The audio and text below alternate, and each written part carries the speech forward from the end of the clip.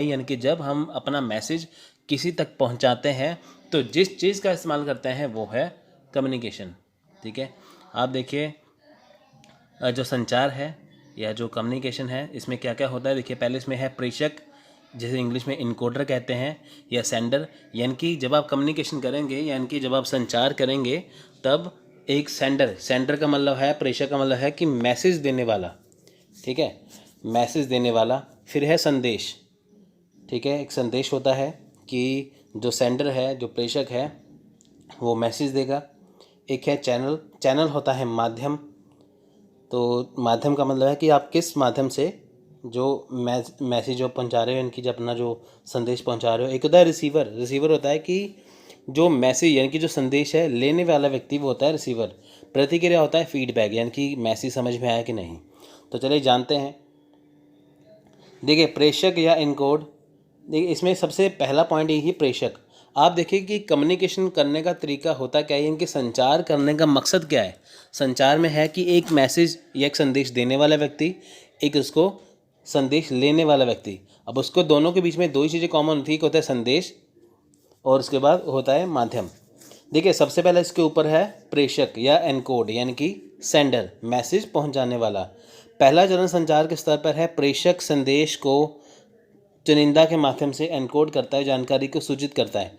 यानी कि इसका कहने का ये मतलब है, प्रेषक क्या है, संदेश को चुनिंदा, यानी कि जो जो सेंडर है, जो मैसेज पहुंचाने वाला है, यानी कि जो प्रेषक जो है वो कौन है, वो है मैसेज देने वाला व्यक्ति। अब वो चुनेगा कि मैं मैसेज को किस माध्यम से दूंगा। वो फ़ोन करके देगा, आमने सामने बैठ के देगा, कि कैसे। ठीक है, तो सबसे पहले इसमें सेंडर यानी कि प्रेषक जो मैसेज को देता है, इसे देखिए इंग्लिश में इनकोडर भी कहते हैं। दूसरा है संदेश। संदेश एक विचार या सूचना है जिसे प्रेषक उपयुक्त शब्दों और प्रतीकों के रूप में व्यक्त करना चाहता है। संदेश क्या है, मैसेज। यानी कि अगर सेंडर यानी कि सबसे पहले वाला व्यक्ति है, किसी को उसने कोई बात कहनी है तो वो कैसे कहेगा, वो संदेश के जरिए कहेगा, मैसेज के जरिए कहेगा। अगर मान लीजिए कि आप अपने दोस्त को या अपनी सहेली को अगर आप कोई संदेश देना चाहते हो, कोई बात कहना चाहते हो, तो आप क्या हो, आप सेंडर हो, यानी कि आप प्रेषक हो। तो उसके बाद आप क्या दे रहे हो, आप संदेश दे रहे हो उसको। ठीक है, तो नेक्स्ट है चैनल। अब आपने यानी कि जो संदेश पहुंचाना है वो किस माध्यम से पहुंचाएंगे। मान लीजिए कि आप हो, आप एक व्यक्ति हैं, जैसे आपने सोचा कि मैं अपने दोस्त को कोई बात कहना चाहता हूं, तो आपने वो डिसाइड किया। आपने देखिए बात डिसाइड करने के लिए आपने संदेश दिया कि मैं ये मैसेज देना चाहता हूं, तो उसमें आएगा चैनल। आप किस माध्यम से दोगे, आप उसको फ़ोन करोगे, फैक्स करोगे, उसे आमने सामने बैठ के करोगे बात, तो कैसे। ठीक है, चैनल वो ज़रिया है, यानी कि चैनल संदेश देने के लिए इस्तेमाल किए जाने वाले माध्यम या विधि को संदर्भित करता है। यानी कि वो विधि जो सेंडर को चूज़ करनी होती है, इनकी प्रेषक को इस्तेमाल करनी होती है। उपयोग किए जाने वाले विभिन्न चैनल गैर मौखिक बोले जाने वाले या लिखित रूप में है। चैनल या माध्यम टेलीफोन, कंप्यूटर, फैक्स, बात, मेमो, रिपोर्ट, आमने सामने आदि हो सकते हैं। इनकी चैनल या माध्यम क्या है कि वो ज़रिया जिसके ज़रिए आप मैसेज पहुंचा रहे हो, संदेश पहुंचा रहे हो। आप कंप्यूटर के ज़रिए, इनके हम इंटरनेट पे बैठ के करवा सकते हो, फैक्स कर सकते हो, मोबाइल से मैसेज कर सकते हो, आमने सामने बैठ के पहुंचा सकते हो। चैनल का मतलब है हिंदी में माध्यम। नेक्स्ट है रिसीवर। अब देखिए रिसीवर को डिकोडर भी कहते हैं। डिकोडर यानी कि रिसीवर। रिसीवर क्या होता है कि जो जिस तक मैसेज पहुंचाया जाता है, जिस तक संदेश पहुंचाया जाता है। मान लीजिए कि आपने अपने दोस्त को मैसेज देना है, संदेश देना है, तो आप क्या हुए, आप हुए सेंडर यानी कि प्रेषक, आपका दोस्त क्या हुआ, रिसीवर। ठीक है, रिसीवर को उसके भेजे गए संदेश, देखिए यहाँ पे लिखा है जब संदेश दूसरे व्यक्ति तक पहुँचता है, यानी कि किसी एक व्यक्ति का संदेश दूसरे व्यक्ति तक पहुँचे, वो है रिसीवर। रिसीवर को उसके भेजे गए संदेश का अर्थ निर्धारित करने के लिए संदेश को डिकोड करना है। फ्रेंड्स देखिए यहाँ पे मैंने कुछ जो शब्द हैं वो हिंदी में बहुत ज़्यादा टफ है, मुश्किल है, इसलिए मैंने इसको इंग्लिश में ही लिखा है कि ताकि आपको थोड़ा सा इजी लगे। इसका ये लाइन का मतलब है कि अगर रिसीवर को जो संदेश भेजा जाता है वो उसको समझने के लिए उसे डिकोड करता है, वो उसे समझता है। रिसीवर संदेश को समझने के लिए किस हद तक विभिन्न कारकों पर निर्भर करेगा, जैसे कि विषय का व्यक्तिगत ज्ञान, प्रेषक और रिसीवर के बीच संबंधों और रिसीवर की समझ और जानकारी की धारणा आदि। यानी कि जब एक सेंडर ने एक मैसेज पहुंचाया, एक संदेश पहुंचाया किसी चैनल के माध्यम से, ठीक है, मान लीजिए कि आप एक सेंडर हैं, आपने जो मैसेज पहुंचाया, संदेश पहुंचाया अपने फ़ोन के ज़रिए, आपने उसको कॉल किया, तो जो आपका जो फ्रेंड है, जो उसे कहेंगे रिसीवर, जो मैसेज आपका सुन रहा है, अब देखिए कि वो आपका पहुंचाया गया जो संदेश है, जो मैसेज है, वो उसे कैसे समझेगा। अगर आप किसी टॉपिक के ऊपर कोई बात कर रहे हो जिसको उसे पहले से जानकारी है, तो वो उसे अच्छे से समझ लेगा, ठीक है, तो उसे कहेंगे डिकोड करना। तो वो किस हद तक आपका जो विषय है वो समझ पाएगा, तो उस बारे में ये जानकारी ये कौन करता है, ये रिसीवर करता है। तो प्रतिक्रिया होता है फीडबैक। मान लीजिए कि आपने अपने दोस्त को मैसेज दिया, अब उसने मैसेज, अगर उसको आपका मैसेज समझ में आ गया, आपका संदेश समझ में आ गया, तो उसका जो प्रतिक्रिया है वो हाँ में होगी। अगर मान लीजिए उसको आपका जो संदेश है वो भेजा समझ में नहीं आया, तब भी उसकी प्रतिक्रिया होगी, पर वो नकारात्मक यानी कि ना में होगी। तो कहने का सिंपल सा ये मतलब है कि अगर सेंडर रिसीवर को मैसेज भेजता है तो उसका फीडबैक ज़रूर निकलता है, वो चाहे पॉजिटिव हो चाहे नेगेटिव हो। अगर देखिए उसको बात समझ में ना आई तो वो उसको कहेगा कि हाँ मेरे को समझ में नहीं आया। अगर उसे समझ में आ गया तो कहेगा हाँ मुझे समझ में आ गया। यानी कि दोनों ही चीज़ों में यहाँ पे प्रतिक्रिया मिलती है। प्रतिक्रिया एक संदेश के लिए रिसीवर की प्रतिक्रिया है। इस तरह की प्रतिक्रिया मौखिक या लिखित या अशाब्दिक है। आप देखें जो फीडबैक है वो तो मौखिक भी हो सकता है, लिखित भी हो सकता है। नॉन वर्बल फीडबैक फॉर्म में सिर को घुमाना, सिकुड़ना, घुरघुराना, मुस्कुराना, पलक झपकना, आंखें लाना होता है। आप देखिए वर्बल मैसेज जो है, हम बात देखिए यहाँ पे प्रतिक्रिया की बात है। मैसेज हम दो तरह से पहुँचाते हैं, वर्बल और नॉन वर्बल, ठीक है। वर्बल क्या है, आप देखिए कि अगर वर्बल मैसेज है उसमें क्या है कि आप मैसेज को लिखोगे, बोलोगे, तो वो है वर्बल। नॉन वर्बल में क्या है कि प्रतिक्रिया कैसे होती है। मान लीजिए कि आपने किसी को मैसेज दिया, अब उसे मैसेज समझ में आ गया, वो अपना सर हाँ में हिलाएगा, अगर नहीं समझ आए वो ना में हिलाएगा, तो यह है प्रतिक्रिया। तो दोनों मामले में प्रतिक्रिया होती है। अब जानते हैं इसके क्वेश्चन कौन कौन से आ चुके हैं। देखिए क्वेश्चन बहुत ज़रूरी हैं इसके, वो आते ही हैं। ये जून 2013 का क्वेश्चन है। संचार की प्रक्रिया में निम्नलिखित में से कौन सा कालानुक्रमिक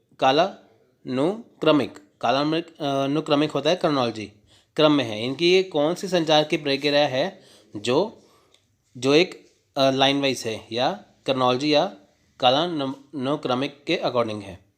तो आप देखिए सबसे पहले यहाँ पे क्या बताया था आपको, सेंडर है, फिर मैसेज है, संदेश, फिर है चैनल, फिर है रिसीवर, एंड में है फीडबैक, ठीक है। तो देखिए यहाँ पे सी आएगा इसका आंसर, यानी कि कम्युनिकेटर मैसेज को देने वाला, संदेश यानी कि मैसेज, माध्यम प्राप्तकर्ता और प्रभाव।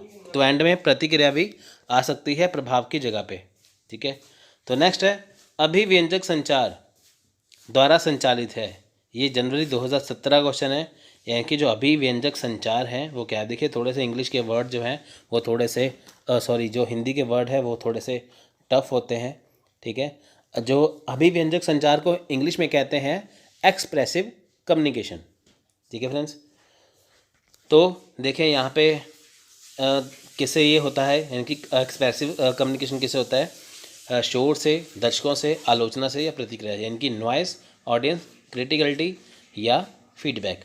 तो इसका राइट आंसर है ऑप्शन नंबर डी, यानी कि प्रतिक्रिया। एक्सप्रेसिव कम्युनिकेशन यानी कि किस चीज़ को वो व्यक्ति समझ पाया कि नहीं, वो किससे पता चलेगा, वो पता चलेगा उसकी प्रतिक्रिया से। तो नेक्स्ट देखिए फिर ऐसा ही क्वेश्चन है, अभिव्यंजक संचार द्वारा संचालित है। तो सेम क्वेश्चन यही है, इसके ऑप्शन बदले हैं यहाँ पे। निष्क्रिय आक्रामकता, इनकोडर की व्यक्तित्व विशेषताएं, भारी सुराग, इनकोडर रिकॉर्डर संपर्क, यानी कि इनकोडर की यानी कि जो मैसेज दे रहा है उनकी व्यक्तिगत विशेषताएं। तो ये क्या है, ये एक्सप्रेसिव कम्युनिकेशन है।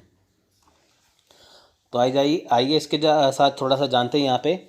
एक संगठन में सूचना प्रवाह, यानी कि अगर हम किसी ऑर्गेनाइजेशन की बात करें तो वहाँ पे संगठन में, यानी कि अगर हम कंपनी की बात करें या किसी जगह की बात करें तो वहाँ पे क्या है कि वहाँ पे सूचना प्रवाह कैसे होता है। देखिए संचार का प्रवाह संरचना और दर्शन के आकार पर निर्भर करता है। छोटे संगठन में पदानुक्रम के छोटे स्तर होते हैं जो अधिक जटिल नहीं होते, लेकिन बड़े संगठन में विभिन्न स्तर की पदानुक्रम होती है जो महत्वपूर्ण जटिल होती है। अब देखिए यहाँ पे क्या है कि यहाँ पे सिंपल सा ये मतलब है कि जो संचार का प्रवाह है वो संरचना और दर्शन के आकार पर निर्भर करता है। यानी कि जो मैसेज दिया जा रहा है, जो संचार, जो कम्युनिकेशन है, वो डिपेंड करता है किसके ऊपर, वो निर्भर करता है किसके ऊपर कि मैसेज जो फ्लो है वो कैसे पहुंचाया जा रहा है। आप देखिए कि अगर छोटा संगठन हो, यानी कि आप देखिए कि कोई जगह छोटी है, वहाँ पे मैसेज सिंपल आ जाएगा। अब कोई कंपनी है बहुत बड़ी, तो वहाँ पे मैसेज कैसे पहुंचाया जाएगा, वहाँ पे मैसेज पहुंचाना जरूरी है ना। तो चलिए जानते हैं। देखिए फ्रेंड्स, यहाँ पे जो लिखा है डाउनवर्ड कम्युनिकेशन, इसका जो ओ लिखा है उसको भूल जाइए, वो कुछ नहीं है, वो टाइपिंग में थोड़ा सा एरर आ गया है वहाँ पे। देखिए यहाँ पे है डाउनवर्ड कम्युनिकेशन। डाउनवर्ड कम्युनिकेशन है, ये क्या है डाउनवर्ड कम्युनिकेशन। आप देखिए कि कोई भी कंपनी है वहाँ पे कई चीज़ें होती हैं। डाउनवर्ड कम्युनिकेशन है, अपवर्ड कम्युनिकेशन है, लेटरल है, डायगोनल है, ठीक है। तो ऐसे ऐसी जो यहाँ पे जो कम्युनिकेशन होते हैं। हम बात करते हैं किसी ऑर्गेनाइजेशन की, किसी कंपनी की। आप देखें यहाँ पे क्या है डाउनवर्ड कम्युनिकेशन। डाउनवर्ड कम्युनिकेशन का मतलब क्या है कि अगर, यानी कि जो कोई ऊंचे पद का व्यक्ति, यानी कि जिसकी पोस्ट ऊंची है, वो व्यक्ति जो निचली पोस्ट है कि अपने जो सबॉर्डिनेट, यानी कि जो उससे जो लोअर पोस्ट पे है उससे संपर्क करता है, तो वो है डाउनवर्ड कम्युनिकेशन। अपवर्ड उससे उल्टा है, यानी कि जो जिसकी लोअर पोस्ट है वो अपने हाई पोस्ट के व्यक्ति से जो है वो कम्युनिकेशन करेगा, संचार करेगा। तो नेक्स्ट है लेटरल और हॉरिजेंटल, यानी कि पाश्चर या क्षैतिज संचार। क्षैतिज संचार क्या है, यहाँ पे लेटरल देखिए, यहाँ पे क्या हॉरिजेंटल, यहाँ पे क्या है कि एक डिपार्टमेंट दूसरे डिपार्टमेंट से क्या है सीधे ही संपर्क करते हैं। यहाँ पे नेक्स्ट है विकिरण या क्रॉस कम्युनिकेशन या क्रॉस संचार। ये क्या है कि जब एक कंपनी किसी दूसरी कंपनी से क्या बात करती है, ठीक है। आप देखिए डाउनवर्ड कम्युनिकेशन, नीचे की ओर संचार क्या है। पारंपरिक संगठन में एक ऊर्ध्वाधर संरचना होती है। सभी महत्वपूर्ण निर्णयों को श्रमिकों को पदानुक्रम के विभिन्न स्तरों के माध्यम से सूचित किया जाता है। आप देखिए हिंदी थोड़ी सी टफ है, आपको बहुत इजी लैंग्वेज करके सुनाऊंगा। देखिए यहाँ पे सिंपल से ये मतलब है नीचे की ओर संचार का, डाउनवर्ड कम्युनिकेशन का यहाँ पे सिंपल से ये मतलब है कि जब कोई जो व्यक्ति है, यानी कि जब हाई पोस्ट का जो व्यक्ति है, जो ऊंचे स्तर का जो व्यक्ति है, वो अपने जो जूनियर से बात करेगा, वो है डाउनवर्ड कम्युनिकेशन। यहाँ पे क्या है कि जो सभी महत्वपूर्ण निर्णय हैं वो श्रमिकों को पदानुक्रम के विभिन्न स्तर के माध्यम से, यानी कि अगर किसी कंपनी का कोई हेड है, अगर वो अपने मैनेजर से बात करेगा तो वो इसी माध्यम से करेगा, ठीक है फ्रेंड्स। अब देखिए वर्तमान समय में इस शैली में भी प्रबंधन में भी बदलाव आया है। अधीनस्थ की भूमिका सूचना को देती है और संगठन में श्रेष्ठ को सलाह देते हैं। आप देखिए ये कौन सा है, ये ऊपर की ओर संचार है, यानी कि अपवर्ड कम्युनिकेशन। तो फ्रेंड्स आप इस लाइन पे मत जाइए, मैं आपको सिंपल से ये मीनिंग बता रहा हूँ कि जो नीचे की ओर संचार, यानी कि जो डाउनवर्ड कम्युनिकेशन है, उसमें क्या है कि जब हाई पोस्ट का व्यक्ति लो पोस्ट वाले व्यक्ति से बात करता है एक कंपनी के अंदर, मान लीजिए कंपनी का CEO है, चीफ एग्जीक्यूटिव ऑफिसर, वो नीचे पोस्ट वाले व्यक्ति से बात करेगा। अब देखिए जो ऊपर की ओर संचार है कि मान लीजिए कि कोई क्लर्क है, वो मैनेजर से बात करेगा, कि लो पोस्ट वाला हाई पोस्ट वाले से बात करेगा, वो है अपवर्ड कम्युनिकेशन। तो नेक्स्ट देखिए क्षैतिज संचार क्या है। ये वो संचार है कि जो समान, जिनकी पोस्ट एक बराबर है, वो उनसे संचार करते हैं, इनकी एक डिपार्टमेंट से दूसरे डिपार्टमेंट में, तो वो क्या है, वो है क्षैतिज संचार। अब देखिए नेक्स्ट है जो विकिरण